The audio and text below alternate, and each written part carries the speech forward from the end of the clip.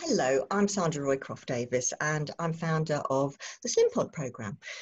Today I'm having a conversation with a lovely lady called Julie, who is a nurse and has been on our programme since January 2020. And she's got an amazing story to tell, especially if you have something like fibromyalgia, for example, and it's just really inspiring, really interesting, and I'm so pleased that you're joining us. So, Julie, you've been on the Slimpod programme since 23rd of January 2020, and so over to you. You tell us a little bit about your experiences. Okay, so I've been having problems with weight loss, yo-yo dieting since I was 17. As a child, I was very skinny. When I was 17, I went for my nurse interview and had a medical, and the person doing the medical told me that I was just within the healthy weight range, and if I put on any more weight, I wouldn't be able to do my nurse training. And I weighed 9 stone 10 pound at the time. Wow. So I went home and I started my first diet, and I've been dieting ever since. Wow. I've tried everything going, Weight Watchers, Slimming World, Dukan Diet, Atkins, Cabbage Diet, you name it, and I've lost weight, but it always goes back on. So in 2007, I was diagnosed with fibromyalgia. I'd had a period of being in extreme pain, no energy whatsoever. And as a consequence, I had to stop exercising, and then my weight went even higher. And it became a vicious circle, even more so than what it had been before. So I still carried on trying all these different diets, trying to exercise. I've never enjoyed exercise in my life. I've never got the post-exercise buzz. Something I've done because I felt I had to do it, but I've never enjoyed it at all. And then January this year, I saw the advert for the 10-day free trial of Slimpod, and I thought, right, I'm going to try it. So I did. And usually I'm very good with food in work. I take healthy food to work. It's just in the evenings. I live on my own. I sit down and I get bored. And that's when I eat. So I started on the 23rd of January, which was a Thursday, and I knew I'd be okay Thursday and Friday, but the Saturday and Sunday would be the big trial. Saturday came and I potted about all day, and it got to about 6 o'clock at night and I realised I hadn't eaten all day. I just wasn't hungry. So obviously I ate at that point, and it just carried on from that. Then I carried on with the programme after the 10-day trial, and round about that time I woke up one morning and decided I wanted to do exercise. Right. Wanted to do it.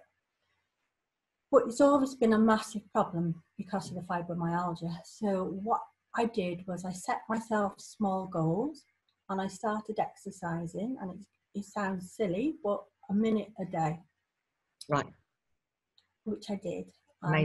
I've built it up every day since. So now I do 30 minutes of exercise 3 times a day with no body reaction of pain or excessive fatigue or anything like that. Incredible. Well, I'm not getting a huge buzz from it, but I'm doing it, and it's the first thing I do when I get up in the morning.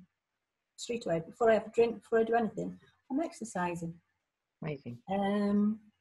So my chronic pain is actually less than what it's been for a long time. And that's incredible, isn't it? Yeah. That kind of difference, because you know, before it would have been the pain that would have stopped you, wasn't it? So there's been a massive difference there. And do you think it's because of the way that you've done it slowly, or? Yeah.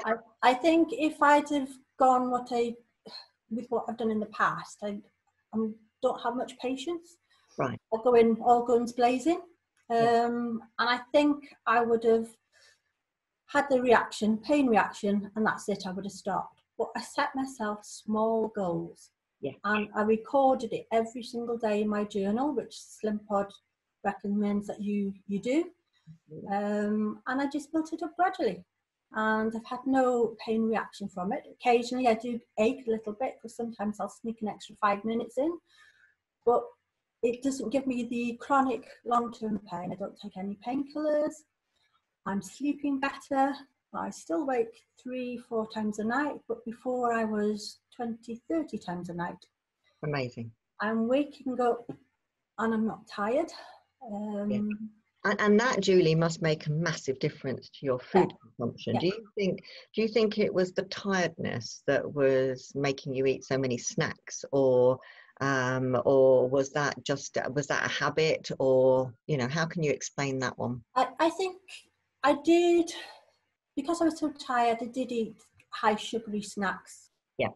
But I think it also became a habit, if I'm being honest with you. I think it was a bit of both. If I do snack now, which is very, very rare, it would be a handful of mixed nuts or some raisins or something like that. My favourite foods are chocolate, bread and cheese.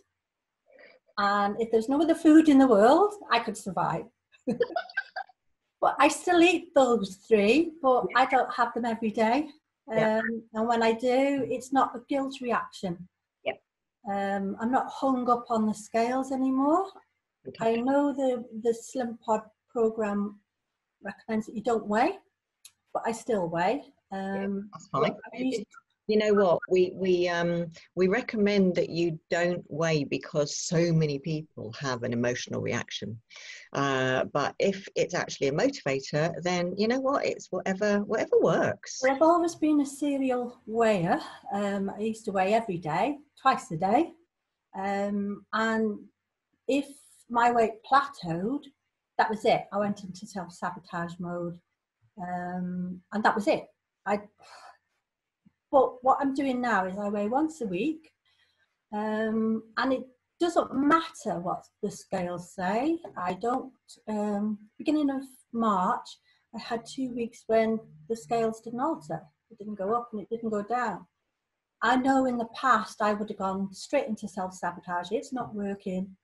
I didn't. I just told myself, my body's readjusting, just carry on. And 2 weeks later, started going down again. So that's a total different mindset.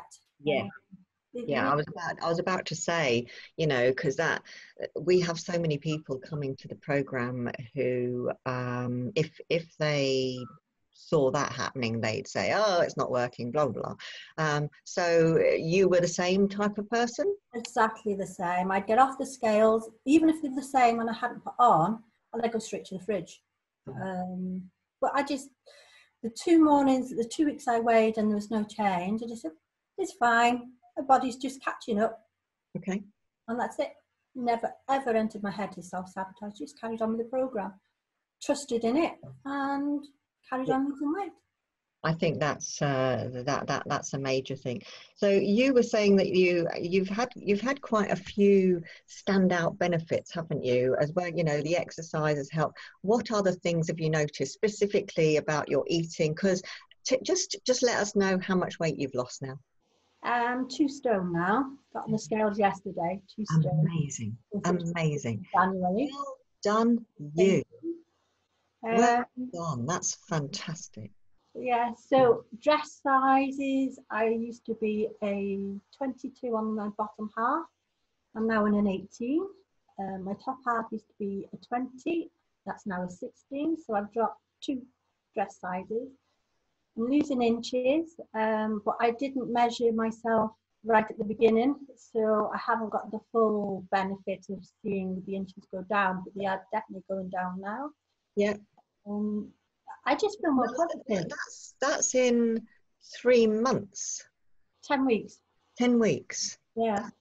That is just phenomenal. Especially, it's not just about the weight though, is it? It's the things that have changed for you. And you've had an illness to battle. Yeah. And that is the thing that I'm just wanting to get across to people. If people like you can do this thing and change so much and have the mindset that after so many years of it, I mean, it was 2007 that you were diagnosed with fibromyalgia.